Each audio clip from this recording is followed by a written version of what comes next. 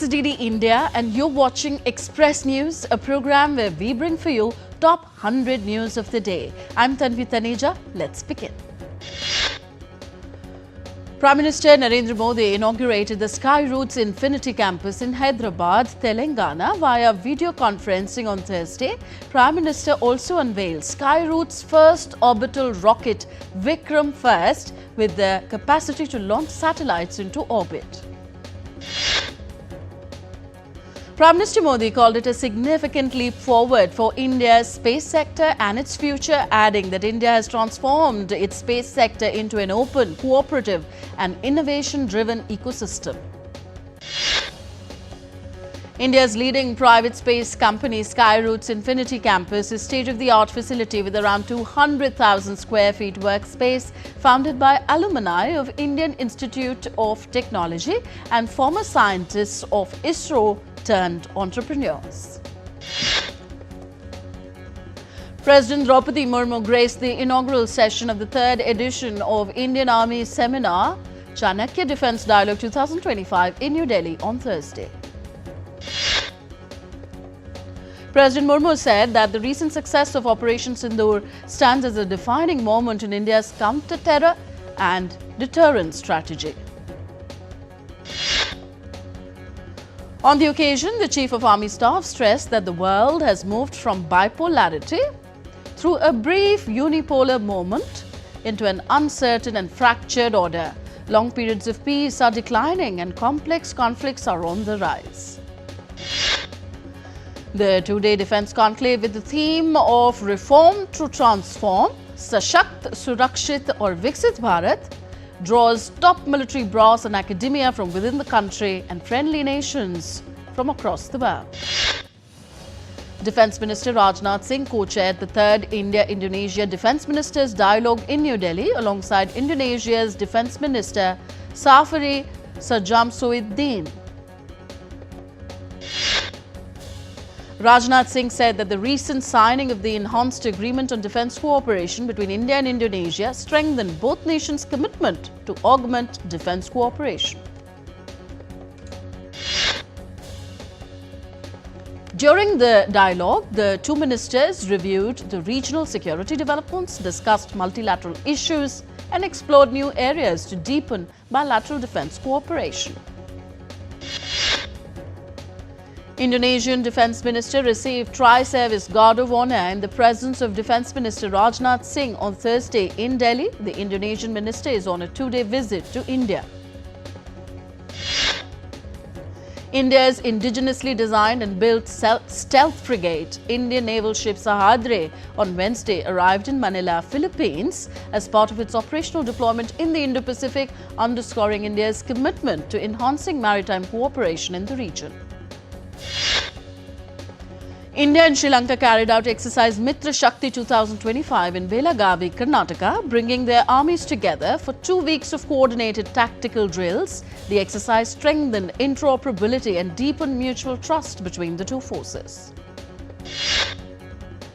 Union Minister Nitin Gadkari, along with Gujarat Chief Minister Bhupendra Patel, inspected the under-construction Lane 6th Shamlaji Mota Chiloda stretch of National Highway 48. He reviewed key structures and called for faster completion of pending work and also directed action against delays and emphasized road safety and smooth travel quality. In the Delhi car blast investigation, accused Jasid Bilal Wani was presented in the special NIA court after 10 days of custody. The court extended the NIA custody for a further 7 days. Jammu and Kashmir Police is carrying out searches at multiple locations across the district, targeting individuals and premises linked with the banned organisation Jamaat-e-Islami, proscribed under the Unlawful Activities Prevention Act. The United States has thanked India's Central Bureau of Investigation, CBI, for the continued support in busting and dismantling transnational cybercrime networks targeting its citizens.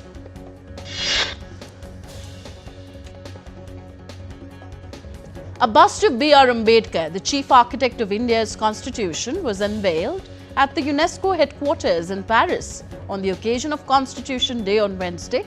Prime Minister Modi, in a social media post, described it a fitting tribute to the architect of India's constitution. Unique Identification Authority of India (UIDAI) deactivated over 20 million Aadhaar IDs of deceased people as part of a routine cleanup to prevent misuse for fake accounts, ghost pensions and other fraud. The verification process uses death records and state inputs with rare wrongful deactivations, easily reversible through biometric authentication. The Centre for Development of Telematics (CDOT) signed an MOU with the Indian Institute of Technology (IIT) Roorkee to establish a Centre of Excellence in Advanced Communication Technologies. Indian equity indices ended on a positive note with Nifty around 26,200 level on Thursday. Nifty marginally added 10 points to close at 26,216.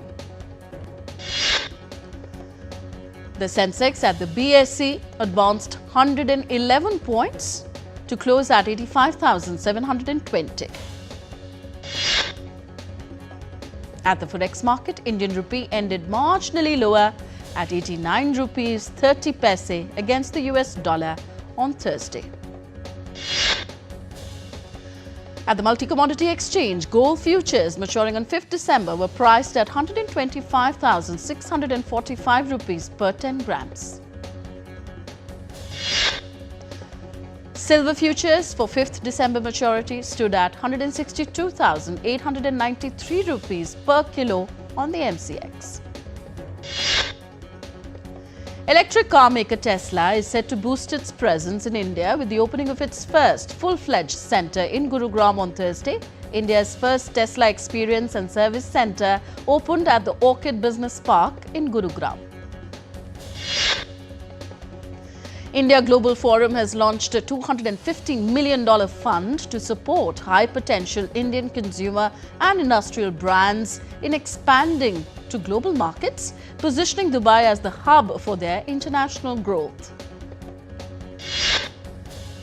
The International Monetary Fund announced that it has reached a preliminary agreement with Ukraine on a new program that could provide more than $8 billion in fresh financing.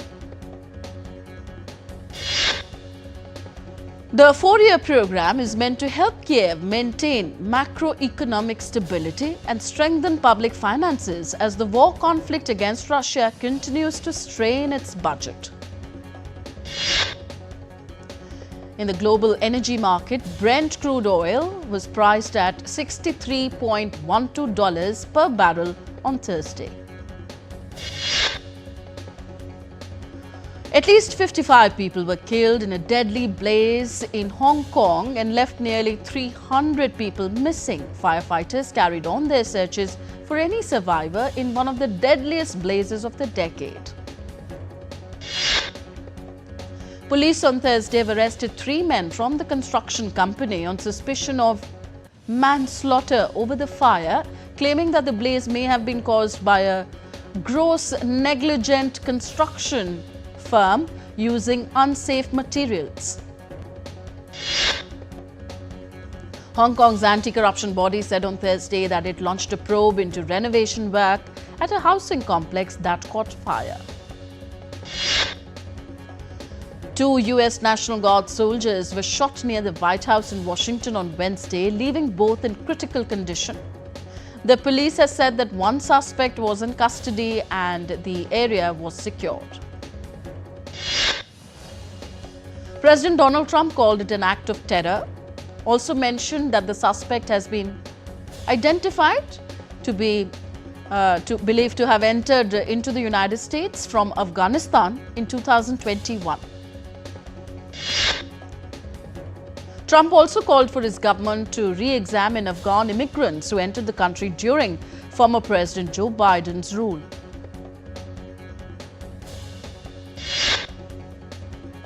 Addressing the troops in Kentucky, US Vice President J.D. Vance said that the motive is unknown for the shooting. He also urged prayers for the National Guardsmen. Pentagon Chief Pete Hegseth said on Wednesday that President Donald Trump has asked for 500 additional troop deployment for Washington, D.C. The U.S. Citizenship and Immigration Services said that it has stopped processing all immigration requests relating to Afghan nationals indefinitely after a shooting in Washington.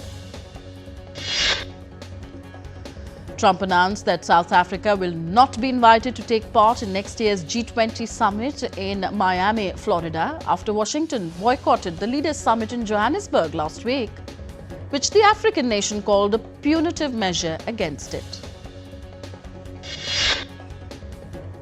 Russia has said that the ongoing talks to end the conflict in Ukraine were serious after earlier welcoming parts of a new US plan to halt the Russia-Ukraine crisis. Kremlin spokesman Dmitry Peskov said that the negotiations were ongoing and the process is serious. Leaders of countries members of Collective Security Treaty Organization assembled in Kyrgyzstan's capital Bishkek on Thursday. Presidents of Russia, Belarus, Kazakhstan and Tajikistan were welcomed by the Kyrgyz president. Russian air defenses shot down 118 drones overnight on Wednesday in a drone strike by Ukraine. Russia's defense ministry also said that its forces had advanced in the Ukrainian city of Pokrovsk and captured the village of Vasyukivka. Donald Trump advised Japan's Prime Minister Sanae Takaichi not to provoke China over Taiwan's sovereignty after Chinese President Xi Jinping's call with Donald Trump, where Taiwan was raised as a key issue. Venezuela on Thursday revoked operating rights for 6 major international airlines after they suspended flights to the country following a warning from the U.S. Federal Aviation Administration about military activity in the region. U.S. military aircraft were seen on Wednesday at the former Roosevelt Roads naval base in Ceiba, Puerto Rico, in what appeared to be a show of force as Washington prepares for a new phase of Venezuela-related operations. Production at Iraq's Khar-Mor gas field was shut after a rocket attack hit a storage facility, prompting widespread power cuts late Wednesday. The attack did not cause any casualties and had not impacted oil export and production operations in the region.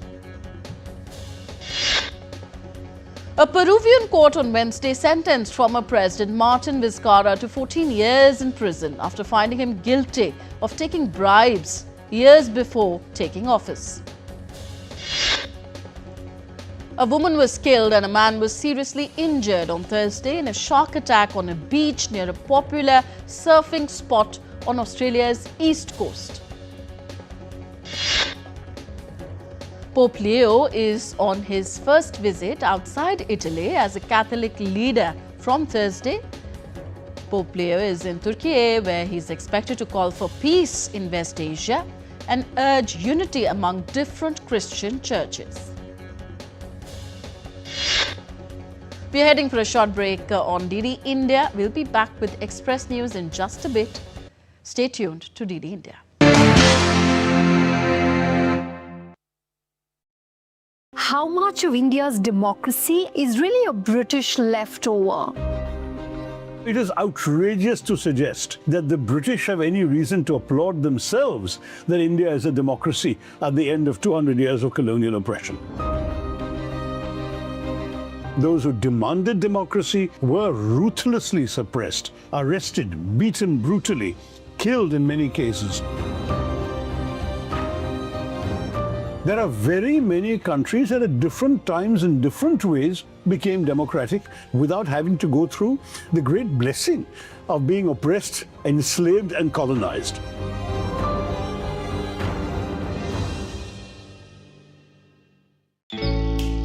Jharkhand will mesmerize you with majestic nature, rich heritage and colorful culture. Johar. It fits perfectly. Thank you. Full workout हो गया. Ready?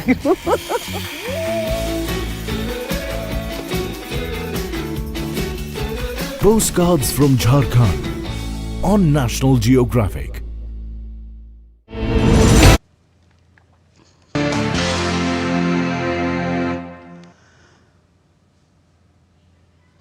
Welcome back. You're watching Express News on DD India.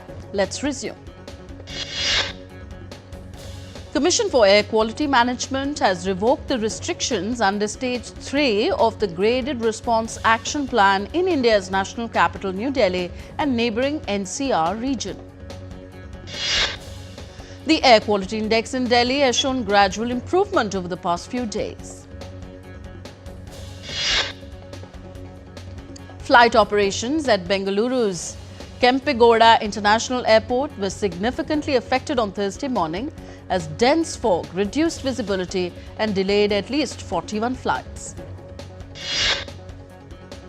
The India Meteorological Department has forecast gradual fall in minimum temperature for the next 2 days over parts of central India. A new cyclone named Ditwa is likely to form in the Bay of Bengal.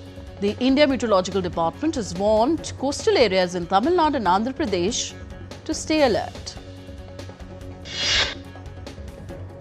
The India Meteorological Department IMD warned of squally weather with wind speeds reaching 45 to 55 kilometers per hour, gusting to 65 kilometers per hour over the southwest Bay of Bengal, Gulf of Mannar and off the Tamil Nadu-Sri Lanka coasts. In Thailand, 3 days of torrential rain dumped record volumes into the southern commercial hub of Hat Yai, flooding hospitals, stranding thousands on rooftops. The death toll from floods in southern Thailand rose to 55 and 2 in neighbouring Malaysia, with tens of thousands now in evacuation centres in both the countries. Floods and landslides in Indonesia's North Sumatra province have killed at least 46 people as Southeast Asia grapples with deadly flooding.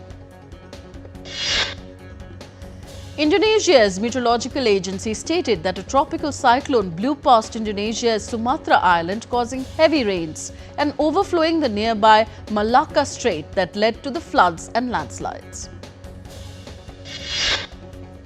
The India International Trade Fair 2025 wraps up on Thursday at Bharat Mandapam in New Delhi.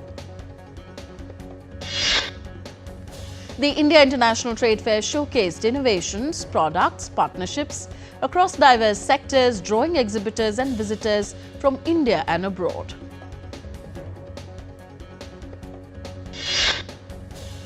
Turkey unveiled around 30 new Neolithic era discoveries at Göbekli and Kahraman Tepe, including rare human and animal statues. The World Robot Olympiad opened in Singapore with hundreds of young participants competing in problem-solving challenges. This year's Olympiad theme, The Future of Robots, drew a record turnout from over 90 countries. Strasbourg's iconic Christmas market opened with festive lights, crowds and mulled wine filling the historic streets. Visitors call it one of the best Christmas markets in the world. Windsor Castle has unveiled its Christmas decorations, including a 20-foot tree in St. George's Hall. The castle expects a surge in visitors during the festive season and an upcoming state visit by Germany's president. Germany's historic Streisel market opened under tight security as rising event costs and past attacks heightened precautions. Visitors say the measures feel necessary but won't dampen the festive spirit. A record Thanksgiving travel season was expected, but a 43-day government shutdown caused flight bookings to fall. Massive character balloons were inflated ahead of the 99th Macy's Thanksgiving Day Parade, drawing huge crowds in New York. Celebrities, officials and volunteers served Thanksgiving meals on LA's Skid Row to highlight the city's worsening homelessness crisis. In Angola, villagers who earlier used to eat turtles are now safeguarding them for their population to increase through community project. The project is backed by Angola's oldest university, Agostinho Neto, that trains communities in the importance of animal conservation. The Vatican's Christmas tree is set up in St. Peter's Square ahead of the festive season. On to entertainment news now. 56th International Film Festival of India enters its 8th day today with gala premieres of Andhra King, Claudia and Manushya. The 8th day of IFFI begins with the launch of a commemorative stamp honouring filmmaker K. Vaikunt. Indian actor Akshay Oberoi will be part of Shah Rukh Khan's upcoming film King. The project marks a collaboration between Shah Rukh Khan and his daughter Suhana Khan. Indian singer and rapper Karan Aujla has announced the Indian leg of his Punjabi pop culture world tour for 2026. Karan Aujla's world tour will cover 6 major cities, including his first ever stadium shows in New Delhi and Chandigarh. Ajay Devgan's starrer De De Pyar De 2 has collected 66.25 crore rupees in 13 days at the Indian box office. The film collected 1.25 crore rupees on day 13th. Madame Tussauds in London unveiled its first wax figure of American actress Gillian Anderson. The wax statue in Madame Tussauds is inspired by the custom Gabriella Hearst dress that Gillian wore at the Golden Globe Awards in 2024. The first look of the upcoming forensic crime thriller Scarpetta is out. The show is based on Patricia Cornwell's best-selling K. Scarpetta book series. American television series Scarpetta is developed and written by Liz Sanoff. The show will premiere on March 11, 2026. On to sporting action now. Torch relay for 2026 Winter Games began in Greece's ancient city of Olympia. The flame will be handed over to Italian organizers on December the 4th. The torch will pass through 60 Italian cities, 300 towns and over 10,000 torchbearers before reaching Cortina d'Ampezzo on 26th of January. Uzbekistan's 19-year-old grandmaster Javokir Sindarov scripted history by winning the FIDE World Cup in Goa. He defeated China's Wei Ye in the rapid tie-break final. India impressed at the 25th Summer Deaf Olympics in Tokyo, finishing 6th with 20 medals. Shooter Mahit Sandhu won 4 medals and led the Indian flag at the closing ceremony. Indian men's hockey team edged past New Zealand 3-2 in their 4th match of the 2025 Sultan Azlan Shah Cup in Malaysia.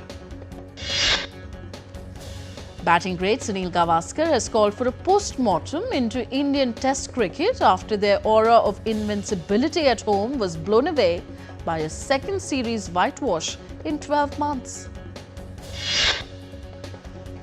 The Perth pitch that saw Australia complete a thumping 8-wicket Ashes win inside 2 days over England has earned the International Cricket Council's highest rating. Australia's Ashes match winner Travis Head said he was wary of inciting England's fast bowlers as he slogged his way to a stunning century in the first test in Perth. India batter Jemima Rodriguez will miss the rest of the Women's Big Bash League with her club Brisbane Heat agreeing to her request to remain in India. On to football. Real Madrid striker Kylian Mbappe scored 4 goals, including the second fastest hat-trick in Champions League history, to earn his side a 4-3 win over Olympiacos. Arsenal beat Bayern Munich 3-1 to record their first win in 10 years and taking a step forward to qualify for the round 16 in the Champions League.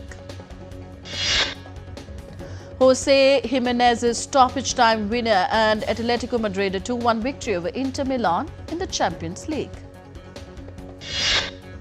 Liverpool's miserable season hit another low as they slumped to a 4-1 defeat against PSV Eindhoven in the Champions League. The city of Naples marked Diego Maradona, the football legend's 5th death anniversary, before Napoli's Champions League match with Qarabağ. His video played on stadium screens as chants of Diego echoed across the city. And Arsenal's Luis Munoz became the youngest player to feature in a UEFA Youth League match when the 13-year-old played against Bayern Munich in the Under-19 competition. And that's it in this edition of Express News. Thank you for tuning in. Namaskar.